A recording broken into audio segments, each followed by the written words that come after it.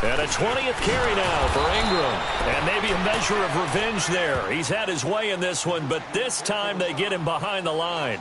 Call it a loss of 2 on the play. And that'll make it 2nd and 12.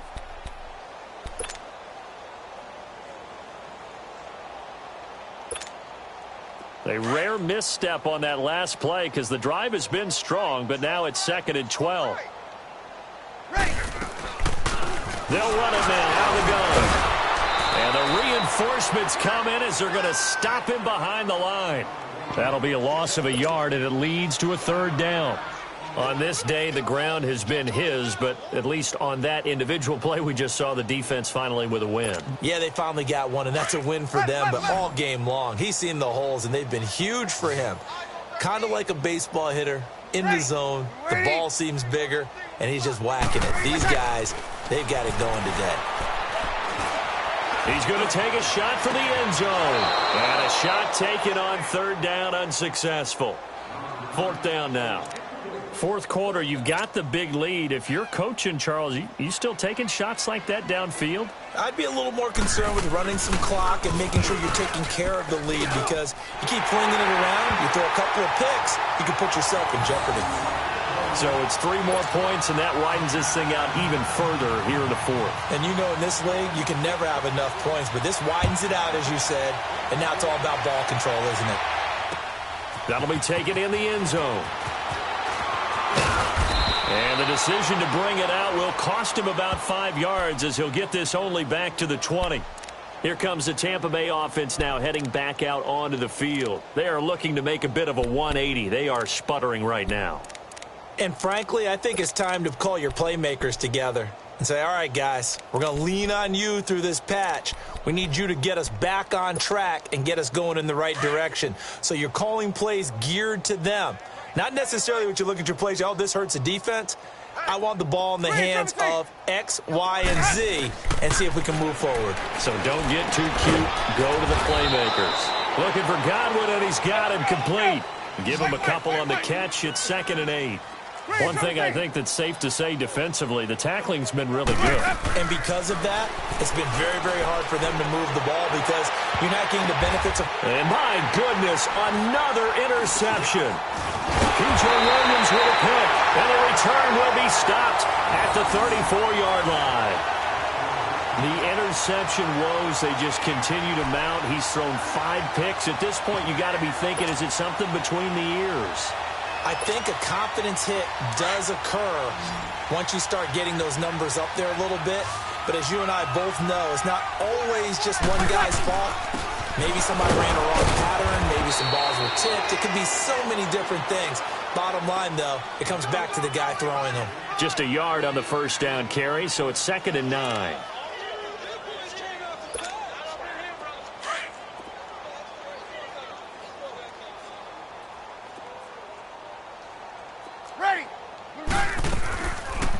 They'll run it now out of the gun. And able to push his way forward here for a good little gain.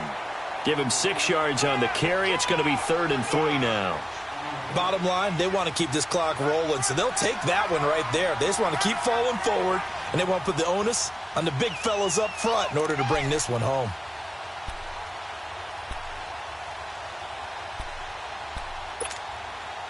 The Saints on 3rd down. They've converted 3 out of 5 thus far. This time it's 3rd and 3.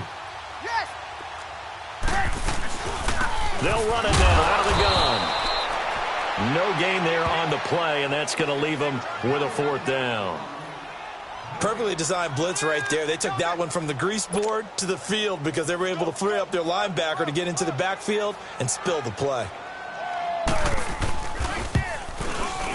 And Lutz's kick is good. And that will just add 3 more to a lead that's already out of hand. They got the interception, but very little movement after, and that forces him to settle for 3. And it does feel like settling when that happens, doesn't it? It certainly does, but we got to give a lot of credit where it's due, and that's to the defense because they ran onto the field. This is what we call sudden change, right? Interception, you got to go put out the fire, and they did, holding them to a field goal. Even after that big-time return, it's not looking great for them today. But if nothing else, even if the miracle doesn't happen, they can turn to this play and say, hey, we can move forward. Maybe it's a building block for the rest of the season. Winston and the Bucs take over now, 1st and 10 at the 45.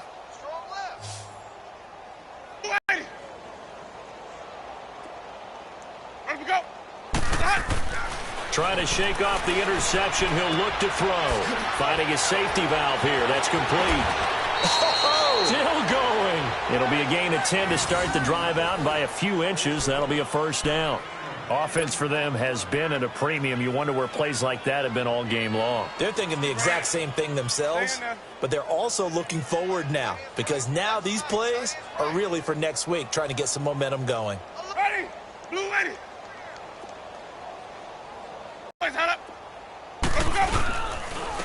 And they'll go with the ground attack here. And he's going to fight his way forward here for a modest gain. It's a pickup of 4, and it'll bring up 2nd down. He continues to struggle to find a crease to break off a big one and might need to just put that aside and just try and ram his way forward and get what he can. Ready. Blue ready. 5 on the 50. 5 on the 50. 5 on the 50. Sonic.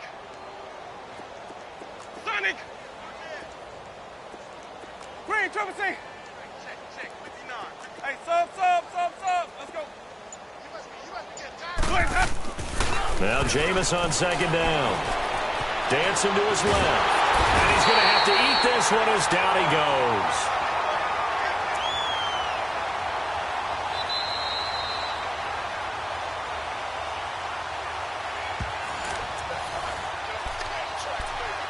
Time for a break. This one, all over but the shouting. We'll finish it after this. The Bucs on 3rd down. They've only converted once in 4 tries. This is 3rd and 7. Jameis to throw it.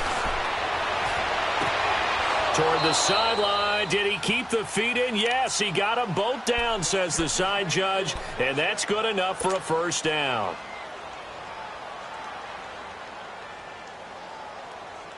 Jameis now a perfect 8 for 8 to start the 2nd half. Not bad. 1st and 10. And on the ground they go with the running back. And he'll get this one down to about the 27. 2 yards on the pickup there. It'll be 2nd and 8. And the trend continues here in the 4th like it was in the 1st, 2nd, and 3rd. He's had nowhere to run. And you're probably thinking to yourself, why do they keep feeding him the football? Well, they trust him first and foremost. They do believe that over time he might actually pop one of these runs. But bottom line is he takes care of the ball well for them, so they'll keep handing it to him. Ready. Black 22. Now a 2nd down throw for Winston. And Blake, the tight end's got it. And he'll go down here right around the 23-yard line. 4 yards on the completion, and it sets up a 3rd down. Throwing, Winston. Oh, had his hands on it, couldn't bring it in. Pretty symptomatic of how this game's been going. Definitely desperation time. This just looks like, hey, throw it down there, hope that your guy can make a play. You want him to make a play, but if not, maybe you get a pass interference call, and you know in the NFL, that's a spot foul. You get all that yardage. That would be a big play.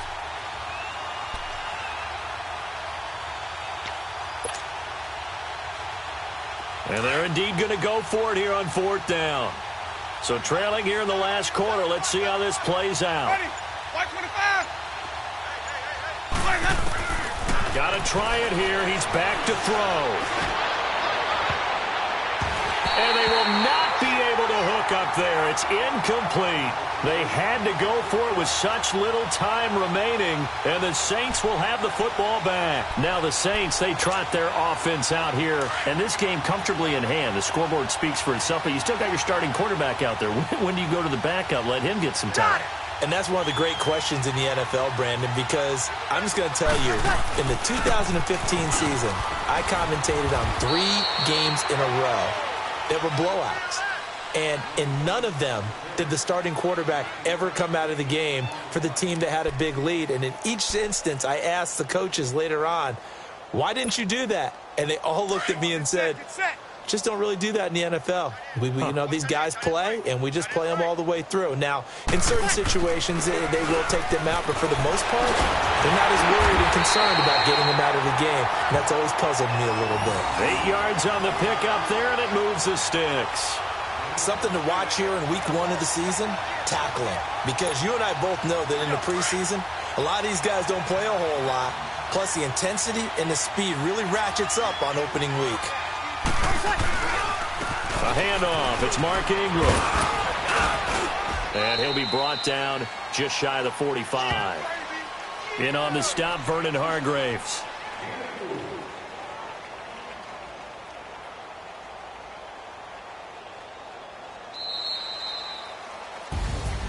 And partner, this first week, this first game that we get to call together, so special every year, week 1. You had the flyover, the big American flag out there before the game, all the hoopla, just having football back, so special.